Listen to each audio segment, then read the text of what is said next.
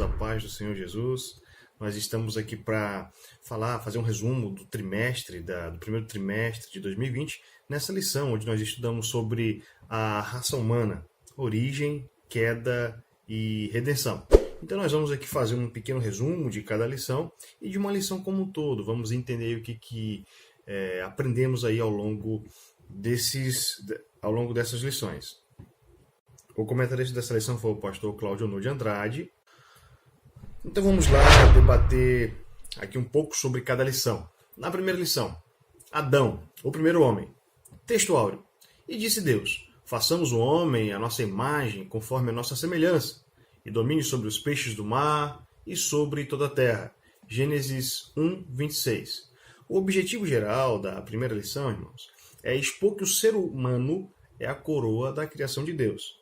Nós conhecemos aí a história da criação humana, a história da criação do mundo. Nós acreditamos no criacionismo, ou seja, nós fomos criados a partir de Deus, a partir da palavra de Deus, a partir do haja. Nós não somos frutos de uma mera explosão que aconteceu ao acaso, como o homem acredita, que nós viemos do Big Bang, essa grande explosão que deu origem ao universo e deu origem a tudo o que aqui existe.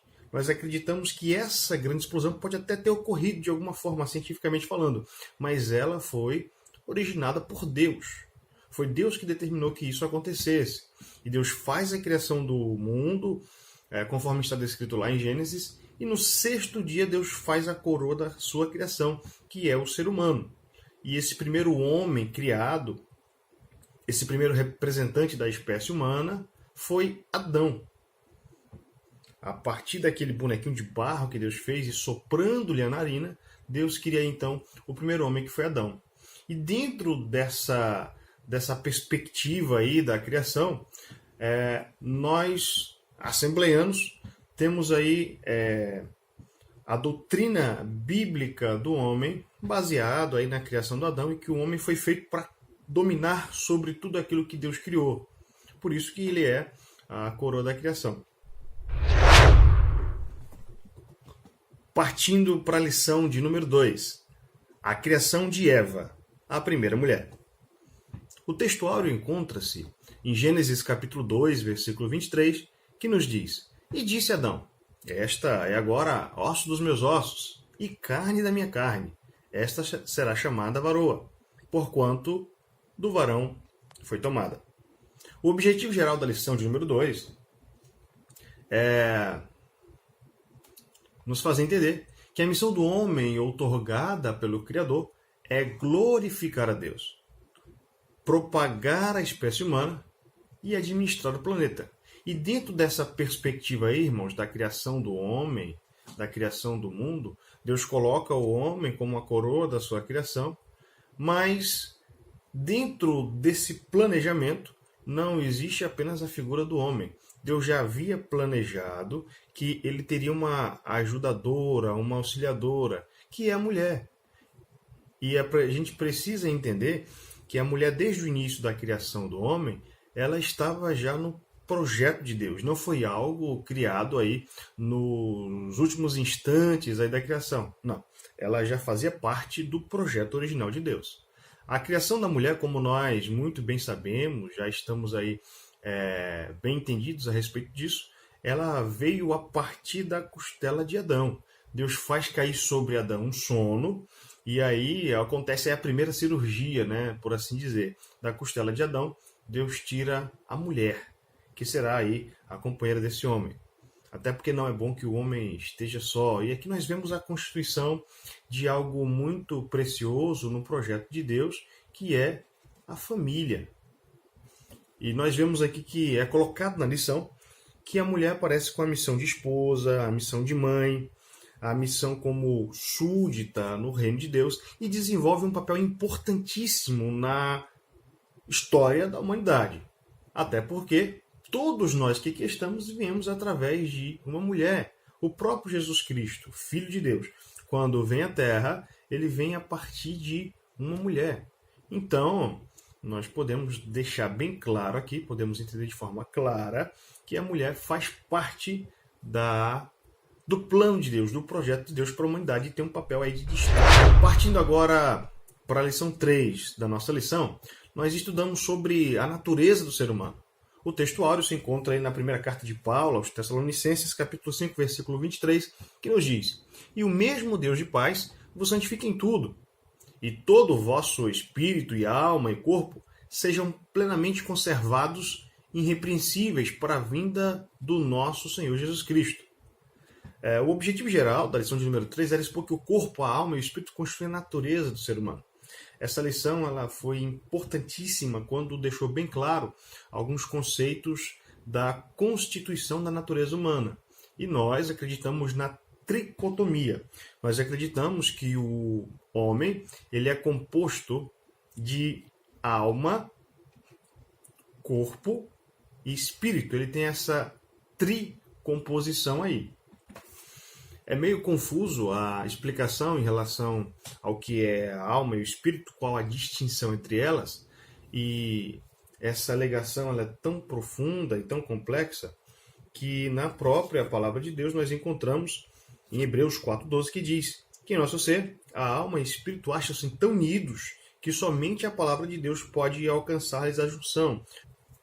O espírito compõe juntamente com a alma a parte imaterial do ser humano, aquilo que é eterno, aquilo que não vai passar. É por meio do Espírito que nós nos comunicamos com Deus. É no Espírito a sede da nossa comunhão. O Espírito é a parte que nos foi dada naquele sopro que Deus deu na narina do ser humano e é a parte que vai voltar para Deus. Então, com base no que nós vimos aqui, irmãos, nessa lição de número 3, nós podemos dizer que o homem é um ser físico por ter esse corpo, mas é também um ser espiritual. E por ser espiritual, ele tem a necessidade de se alimentar das coisas espirituais. Assim como nós temos a necessidade do alimento físico para manter esse corpo, é necessário que a gente se alimente das coisas espirituais para mantermos o nosso espírito saudável, próximo a Deus, em comunhão com Deus.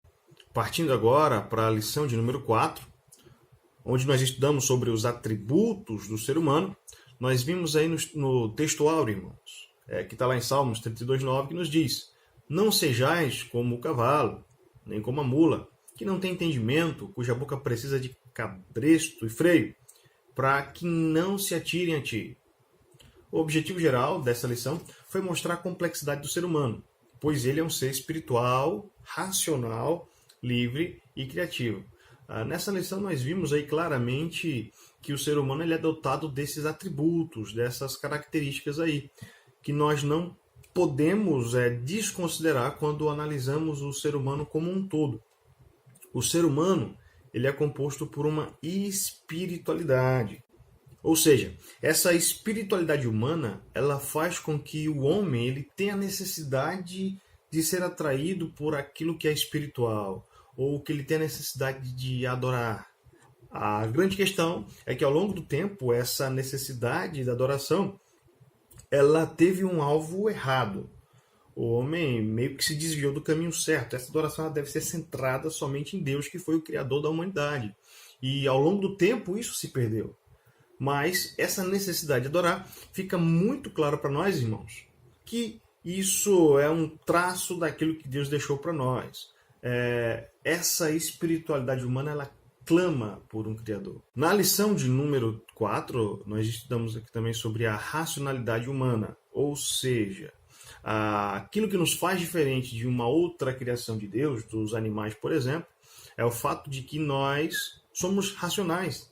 Nós sabemos o que estamos fazendo, por que estamos fazendo, e da mesma forma que nós temos essa razão que faz parte da natureza humana, nós precisamos adorar a Deus dentro dessa racionalidade.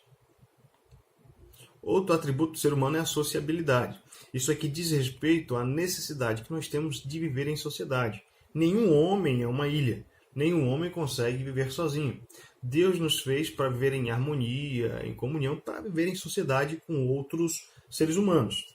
A solidão é ruim para o ser humano, é nociva.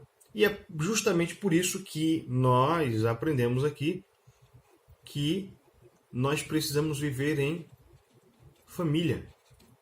Outro atributo do ser humano trata-se da liberdade.